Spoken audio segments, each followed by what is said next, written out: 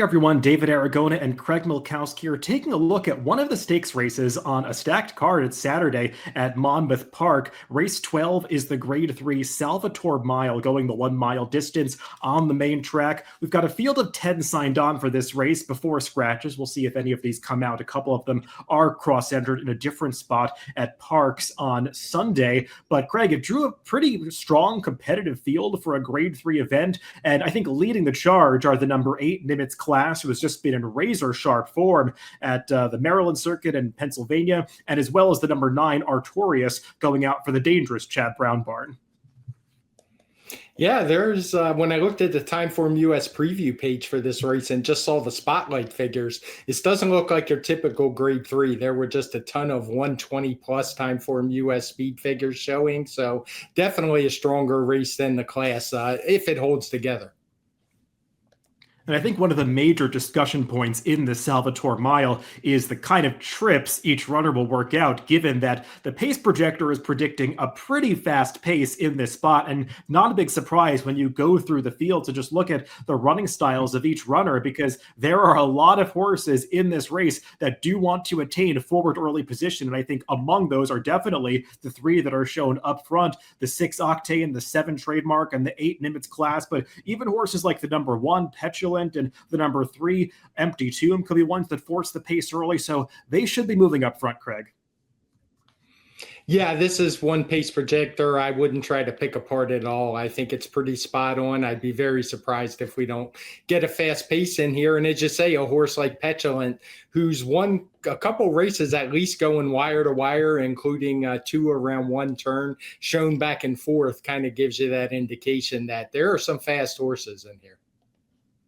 Now, the number 2, Riding with Biden, and the number 4, Far Mo Power, are those 2 runners that are cross-entered at Parks on Sunday, so we'll see if they potentially scratch to run there instead. But even if both of those horses come out of this race, I think we're still going to be projecting a fast pace, just given how many other rivals are predicted to be vying for the early lead. Well, let's go through this field in post-position order, and we'll begin with the number 1, Petulant. Take a look at his past performances in Timeform US. And Craig, this horse has just been steadily improving.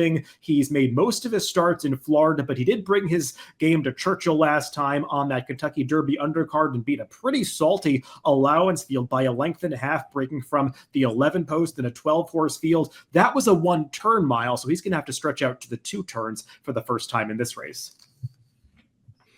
Yeah, I always like this pattern where horses just keep improving their speed figure every time out. You can see he's done it gradually every time since he broke his maiden, all the way up to a 117 last time. My one concern with him is drawing inside in a race loaded with speed, and also trying the 2 turns could be a bit of a big jump up, but he's certainly shown he's got talent and is maturing. My other knock against Petulant is that race that he's coming out of at Churchill. When you look it up in the Timeform US charts, it's been a little bit of a negative key race. A lot of horses have come back to run reduced speed figures or just poor results out of that race. So I'll be looking for some validation to see if that number really stacks up for the number 1, Petulant. Let's take a look at the number 2, Riding with Biden, and we'll check out his last victory in the Chris Kringle Stakes at Parks back in early January, so quite some time ago. He only ran once after this in a pretty tough spot, the Pegasus World Cup, and didn't run well that day. We haven't seen him since. He'll be trying to come off the layoff here if the connections do choose to run here. He is one of those that is also cross-entered at Parks. Yeah, he's a horse who have run some pretty good speed figures leading up to this Chris Kringle. Then obviously went and tried the Pegasus, was never a factor. It seems like a pretty tough spot for me to come off what's a pretty long layoff by this point of the year. I've been about a little more than 6 months, so I wouldn't really be looking to bet Riding with Biden in this spot. The number 3 is Empty Tomb. We'll check out his last race when he was second in an optional claimer at Belmont Park to the classy Todd Pletcher-trained Vindictive. And this horse got a bit of a confidence boost, too, back when his connections dropped him in for that $40,000 tag. And I think it did the trick because he basically ran up to the same level in this race. The problem is, Craig, I think he'd have to improve again to withstand the projected pace scenario here and beat some of the rivals that are just seem of a higher quality in this race. Right, as we're going to look at his PPs here, his speed figures are just a little bit lacking. He wasn't able to hold on in the allowance race. And there's also the concern that most of his good races have come right on the lead or just off the lead. And that could be an issue in here, as we discussed with the pace projector. Now, the number 4 is Farmo Power, and he is the other horse, in addition to riding with Biden, who is cross-entered at Parks on Sunday, and kind of feels like both connections could choose to run there. It seems like an easier spot than this one. I hope his connections take a shot here, though, because he'd be a better price in this race, and there's a case to be made for this horse. When you go back and watch, say, his last 5 or 6 replays in a row, this horse just seems to be a magnet for trouble. He's had more than his fair share of bad trips. I mean, August 22nd, October 18th, he had significant trouble, even had some slight trouble in that stymie 2 back when he was steadied on the backstretch and pushed out of position behind a slow pace. And then last time, he got bumped hard at the start, almost clipped heels at the beginning of that race, so a significant excuse for him when he lost as the 3-5 favorite. This horse, when he's on his game, can run a speed figure that makes him competitive here, and he's just had a bevy of excuses. If he runs here, I think he's pretty interesting. We'll see if he does. I do, and he would also probably like the pace scenario. He's pretty versatile. We see he's been on the lead and close to the lead, but he's also run good races coming from well off the pace. I think that 121 we see 3 starts back is totally legit. Clear excuses, as you talked about last time. Watching that last replay, he nearly went to his face after that stumble. So I definitely put a line through that race, had some pace issues. So if he shows up and the pace develops as we expect, I do think he's a strong contender in this field at what should be a pretty juicy price. The number 5 is Bourbon Calling. Let's check out his last victory 2 races back in his past performances on March 19th when he got the job done over optional claiming foes. And Craig, this horse has just been a great claim for Antonio Arriaga, who picked him up for just $32,000 in November of last year and subsequently won 3 high-priced optional claiming races in a row. I wonder, though, if we saw this horse's ceiling on this day, because he kind of came back down to earth last time when they tried Stakes Company in that Westchester. That was a really tough spot. He ran into a freakish performance from Repo Rocks that day, but he just didn't seem to be himself in that spot. And I wonder if we're going to see him bounce back here. Yeah, that's the question. He's certainly going to get some pace to close into. He's not a big closer, but he's a horse that likes to raid off of it. That 123 ran 2 back would obviously make him a contender here. I don't like, even despite the strength of the Westchester, when Repo Rocks just ran huge and we saw Zandon come back to run a good second in the Met Mile, but he really didn't show anything at all in that race. It's not like he was competitive. So it's definitely a question how much you want to excuse that Westchester. The number 6 is Octane, and we'll take a look at his last victory when he won last time out on April 30th at Gulfstream Park. Now, this was going the 1 mile distance, but it was around 1 turn. He was catching a muddy track this day, and we should mention there is the possibility for some rain at Monmouth Park on Saturday. There is rain in the forecast from Friday through Saturday in the tri-state area, so potentially the track could come up wet. That certainly wouldn't bother Octane. If he runs back the last speed figure, Craig, that 124 that he earned, he's a major player in this race. He just feels like one that has to be forward to have his best chance, and that could be a tough trip here. It could be. His rider's going to have to be aggressive. Unless it rains, I would tend to disregard that 124 a little bit. Always leery of those open lens wins on a muddy or sloppy track. I would say he's much more likely to run a race in the 1-teens. And given the scenario of the pace and the trip he's likely to get, I think he could be in for some tough sledding. The number 7 is Trademark, who will be a bigger price in this race. He ran some competitive speed figures towards the end of last season, but his races so far this year do leave something to be desired. He just wasn't really ever in the hunt. I mean, he showed speed, but then faded in his 2 dirt starts this year. They just experimented on turf last time. It just feels like they're trying to find the answer with this horse, Craig. And I'm not sure that they came upon it here, because he's another one that needs to be forward and just feels like it's going to be a fast pace for him to deal with. Yeah, he was in great form last year. We can see those pair of 120 speed figures and wins. Unfortunately, they were followed by a layoff, which is not really a great sign when you're in top form and go to the shelf. Came back, hasn't shown any of that. So I think it would be a stretch. And if you're going to bet a horse like this, you better demand a very square price.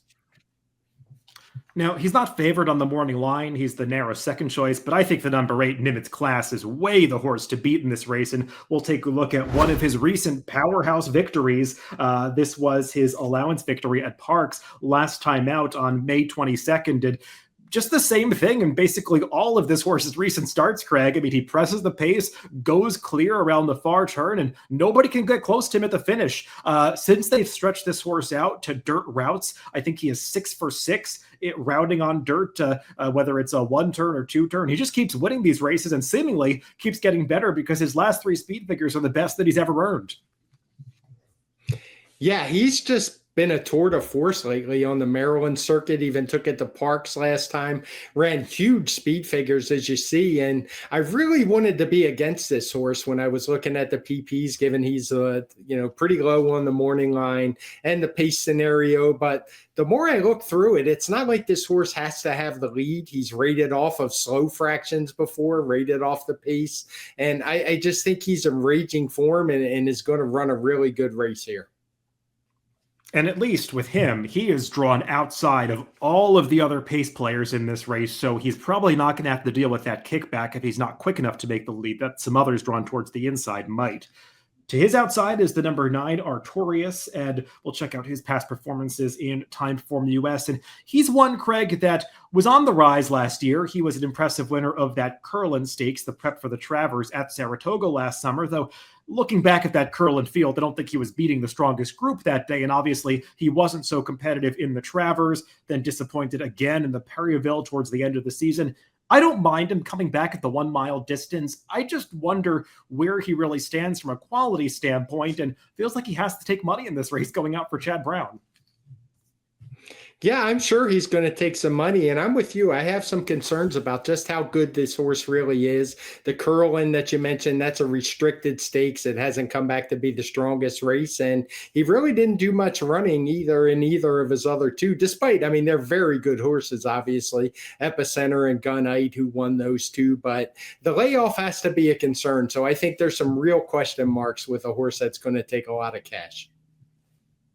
And Craig, I know you also found this DRF formulator fact for trainer Chad Brown, and layoffs like this, 6 months or more in dirt stakes races, it's just not the best move for the barn. And I think what this says is these horses tend to take a lot of money, and the 2 winners in this sample, as you see, they did, but they just don't win at the rate that's high enough to be commensurate with the prices that they go off at.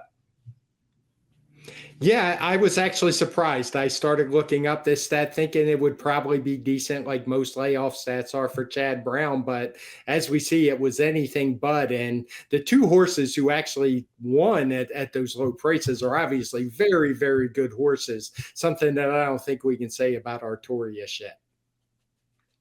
And then the final runner in this field is the number 10 Bourbonic. And Craig, if you're going to make the case for Bourbonic, I think you just have to hope for a total pace collapse. And that's not totally outside the realm of possibility because we already talked about all the speed that is signed on in this race. Bourbonic lacks those 120 plus time form US speed figures that some others have. But if this race really does fall apart, at least you know Bourbonic's going to be running late. Yeah, he's going to be closing. I'm not sure what was up with that turf try last time. I guess maybe they're just trying to see if he can handle it. But we do see his one other win came from well off the paces. He'll always be a Wood Memorial winner, and that was a race that completely fell apart.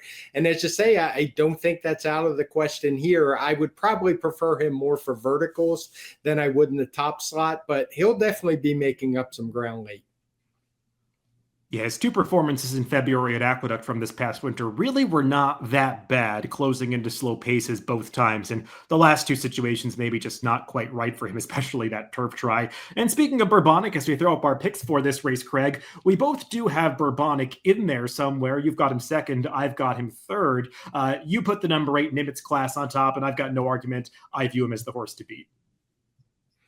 Yeah, like I said, I really wanted to go against him when I first started handicapping, but I just couldn't get there. You mentioned the outside post. That was something I actually did mean to bring up when I was talking about it. I think that played a big part in it as well, and that he's just not going to have to be involved in the speed duel. He's shown he can come from off of it. And as a speed figure guy, it's tough to ignore a horse that just has better speed figures than the field. And we'll see. I might ultimately wind up with Nimitz class on top as well if my top pick does not run in this race. But I did put the number 4 Farmo Power on top if the connections choose to run here instead of at Parks on Sunday. I just think this horse has a big effort in him somewhere, and he's been so unlucky with trips. He'll be a price in this race if he starts here. I think he does really have a chance. But I agree with Craig that number 8 Nimitz class is the horse to beat in the Grade 3 Salvator Mile on Saturday at Monmouth Park. Good luck if you're playing the races this weekend.